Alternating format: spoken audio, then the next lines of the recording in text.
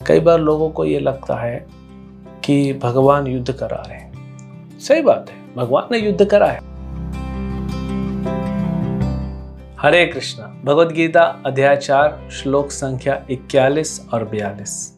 योग संन्यस्त कर्माणम ज्ञान संचिन्न संशयम आत्मवंतम न कर्माणि निबध्नन्ति धनंजय तस्मादज्ञान संभुतं हृत्स्थं ज्ञानासिनात्मनः चित्वैनं संशयं योगम उत्तिष्ठ उत्तिष्ठ भारत। जो व्यक्ति अपने कर्म फलों का परित्याग करते हुए भक्ति करता है और जिसके संशय दिव्य ज्ञान द्वारा विनष्ट हो चुके हैं, वही वास्तव में आत्मपरायण है। हे धनंजय, वह कर्मों के बंधन से नहीं बंधता। अतएव तुम्हारे हृदय में अज्ञान के कारण जो संशय उठे हैं, उन्हें ज्ञान रूपी शस्त्र से काट डालो।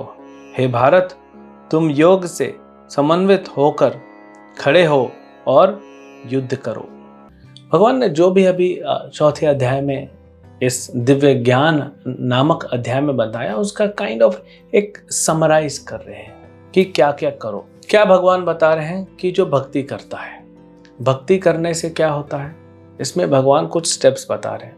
भक्ति करता है, भक्ति करने के बाद क्या होता है, अपने वो जो फल हैं, जो कर्म के फल हैं, उनको त्याग कर सकता है। तो भक्ति करता है और कर्म के फलों को त्याग देता है। उसके जितने भी संशय हैं, वो इस दिव्य ज्ञान से पूरे काट दिए गए हैं या खत्म कर दिए गए हैं। वह व्यक्ति आत्मपरायण है।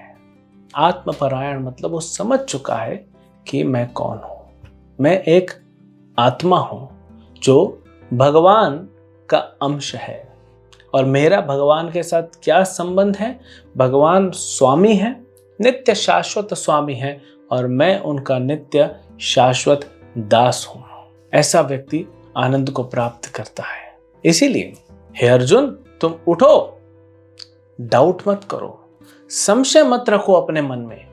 जो तुम करने जा रहे हो उसमें तुमको परम सिद्धि प्राप्त होगी। क्यों परम सिद्धि प्राप्त होगी? भगवान पहले तो बोल रहे हैं संशय को खत्म करो। अच्छा, कैसे खत्म करो संशय को? ज्ञान रूपी तलवार से, द सोर्ड ऑफ नॉलेज। ज्ञान रूपी तलवार से संशय को काट डालो। ये संशय क्या है? ये हमारे हृदय में एक गांठ के जैसा है जो उलझ गया है। रस्सी होती है, उलझ जाती है, अब खुल नहीं रही, तो फिर ज्ञान रूपी तलवार से काट देना चाहिए। वो रस्सी खुल जाएगी, गांठ खत्म हो जाएगी और रास्ता स्मूथ हो जाएगा। तो क्या है वो परम सिद्धि या कैसे प्राप्त होगा, वह भगवान बताते हैं। दिव्य ज्ञान। जो संशय उठे हैं उसको तो इस दिव्य ज्ञान से खत्म करो। और क्योंकि मैं कह रहा हूं, देखिए भगवान कह रहे हैं युद्ध करने के लिए, तो अर्जुन की एक तो भौतिक ड्यूटी भी हो गई, उसका भौतिक कर्तव्य भी है, वो भौतिक कर्म है युद्ध करना, क्योंकि योद्धा है, क्षत्रिय है। दूसरा, क्योंकि भगवान कह रहे हैं, तो ये क्या हो गया? ये आध्यात्मिक कर्म हो गया, यानी कि भक्ति हो गई।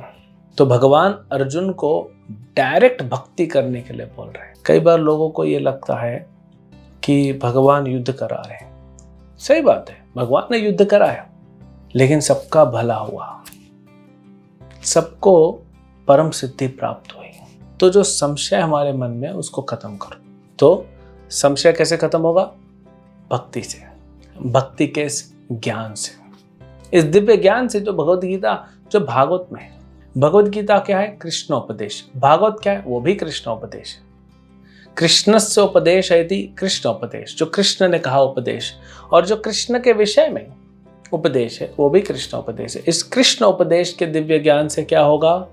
हमारा ये संशय खत्म होगा। संशय खत्म होगा, हम भक्ति करेंगे, आत्मपरायण बनेंगे। तब क्या होगा? आगे आगे बढ़ते हमको वो परम सिद्धि प्राप्त करेंगे, उस परम लक्ष्य को जो कृष्ण की नित्य शाश्वत सेवा है, उसको प्राप्त करेंगे। तो ये अध्याय भगवान यहाँ पे खत्म कर रहे हैं कि तुम ज्ञान प्राप्त करो और संशय को खत्म करो, और फिर क्या कहते हैं? उठो, खड़े होकर युद्ध करो। यहाँ पे ये नहीं बोल रहे कि चलो उठो तलवार लगाओ। युद्ध करने का मतलब क्या है? भगवान यहाँ पे अर्जुन के लिए क्या कह रहे हैं? भक्ति करो। इसलिए अगले अध्याय में फिर भक्ति का वर्णन आएगा। 5वें अध्याय में क्या है? कर्म योग आएगा, लेकिन कृष्ण भावना भावित होकर कर्म करना है। एक प्रकार से भगवान भक्ति करने के लिए अर्जुन को यहाँ कह रहे हैं। तो इस अध्याय में भगवान क्या बताते हैं कि हम जो हैं ये दिव्य ज्ञान प्राप्त करें, संशय को खत्म करें, जो हमारी अज्ञानता है, जो अश्रद्धा है, जो संशय है, ये तीनों को खत्म करें। ज्ञान प्राप्त करके श्रद्धा उत्पन्न करें, उस श्रद्धा को दृढ़ विश्वास में परिवर्तित करें, भक्ति करें और भगवान को प्राप्त करें। हरे कृष्ण।